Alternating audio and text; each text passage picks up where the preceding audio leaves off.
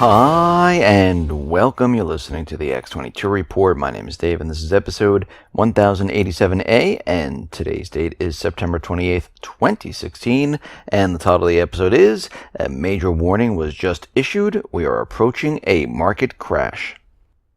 Now, before I get started, I just want to make an announcement. I uploaded an interview with Lior Gantz. It is on the X22 Report Spotlight YouTube channel. So all you need to do is go over to YouTube, type in X22 Report Spotlight. It'll bring you to the video. Or you can come over to the x22report.com site.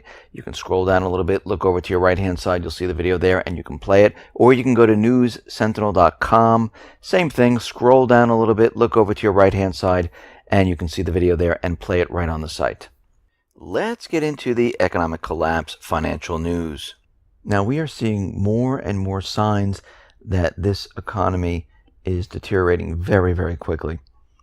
We talk about real estate, we talked about retail, we talked about unemployment, corporate defaults, the auto bubble, the student loan bubble, derivative bubble. And what we're seeing right now is foreign investors, they're drying up. They're not putting their funds into real estate. It's drying up in Vancouver, Australia. It's drying up in the United States. And we can see the people are sitting on the sidelines. They got wiped out in 2008. They never recovered. Many people have gotten laid off since then during this incredible recovery, which we know is non-existent. And we're starting to see billionaires, millionaires and billionaires. Well, they're having problems for themselves. Are they running out of money? No, but we can see different signs of what is happening. Greenwich, which I think everyone knows is a very, very wealthy area, is a prosperous community in America. And there's 1 out of every 10 hedge funds in the country that is managed there. And people go and they purchase their exotic cars, their jewelry, they get their jewelry, and they buy these gigantic mansions. But what we're seeing in this area is things are declining there, which is odd. But this is exactly what we're seeing. There's a dealer in Greenwich which says they have this S-Class coupe Mercedes-Benz that's about $250,000. And they're saying for 6 months, it's just sitting there. There's no takers, nobody even coming in to get it. Diamonds that are usually bought, well, they're just sitting there. People aren't coming in. When we look at the mega mansions in Greenwich, well, the prices are collapsing. Contracts for homes between $5 million and $5.99 million, well, they're down 80%.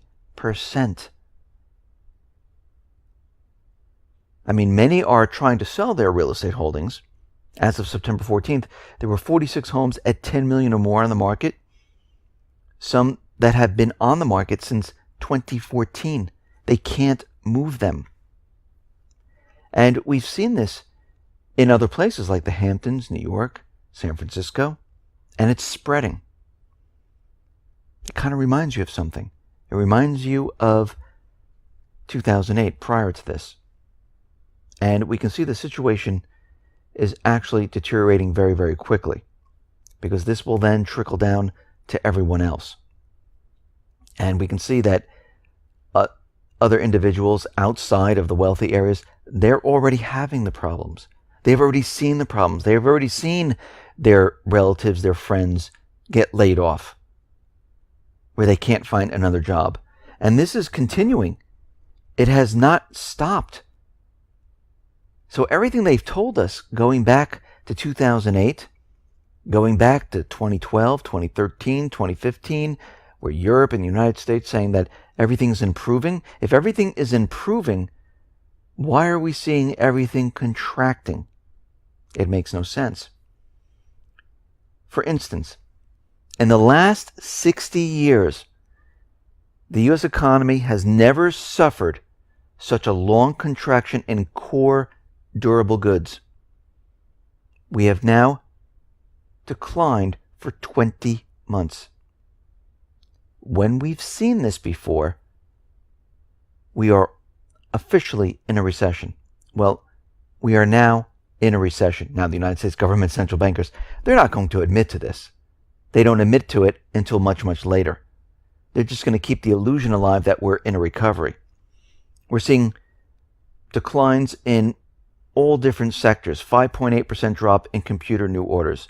0.5% drop in machinery. 0.5% in fabricated products.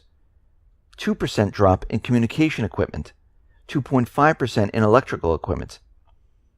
But, which is amazing, we see a 23.6% surge in defense capital good new orders. Well, it's really not surprising. We know the government is continually purchasing. We know they're hiring. And the government makes up a large portion of the economy.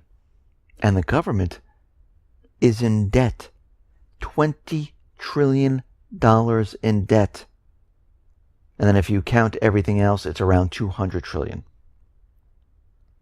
We're getting word from the HSBC's Chief of Technical Analysis. He just sent out a major warning. What is that warning? He says, unless the markets can take out their September highs, we could very well see a repeat of the 1987 crash. Right now, the Dow Jones Industrial Average formed a head and shoulders top when it violated its neckline. We saw this back in 1987. It had then failed to attempt to reclaim the neckline, which resulted in the market rolling over into the famous crash in 1987. We're seeing the same thing happen right now. We're seeing the same exact pattern. And we can see Murray Gunn, the chief of technical analysis, is saying that we're seeing the exact pattern today. And if it continues on, we will be in a crash scenario. And from looking at the 1987 crash, we're not that far off. It could happen at any moment. And we can see there's a lot of black swans that might be the catalyst that brings the economy down. Deutsche Bank, for one. We know Germany is not making any plans to rescue the bank. Well, of course, that's what they're saying. This is what governments, central banks usually do. They tell you that we're not going to save the bank, we're not going to do anything for the bank, and then all of a sudden, they have this incredible plan to save the bank. Maybe this plan is the bail-ins. This is why Germany has been telling their people to prepare. Because they realize once this goes, this is going to be a complete disaster. And this is why everyone should get prepared. This is why everyone should get ready. You shouldn't sit there and wait and say, I've been hearing about this for a long time, and yeah, I see things deteriorating. I see everything being manipulated. We know the stock market's not real, but you know what? I'm not going to do anything. But when that time comes, you're going to wish you had. So whatever you need to get, I would start ramping up on those purchases. I would buy extra food, extra water, batteries, maybe lanterns, a weapon definitely, gold and silver as an insurance policy, cash on hand. Because as we know, when the system comes down, we're not just going to say, okay, get rid of your cash, throw it out the window, let me go grab the gold and silver. No, what happens is people still use cash. You don't use your gold and silver. You keep that someplace safe. Because what's going to happen during the crash, people are going to be running around. People are going to say, okay, I can't get my supplies.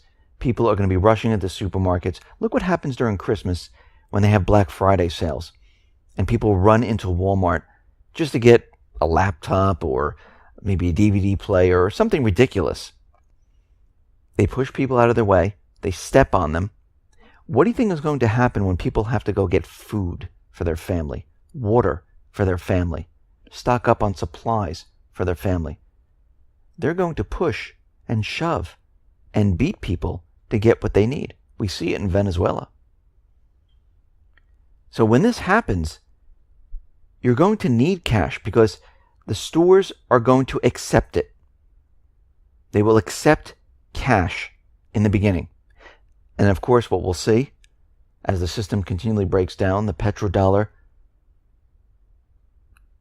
implodes on itself, we're going to see inflation, of course. Because all those countries, they no longer need to hold the reserve currency. So those dollars will float back.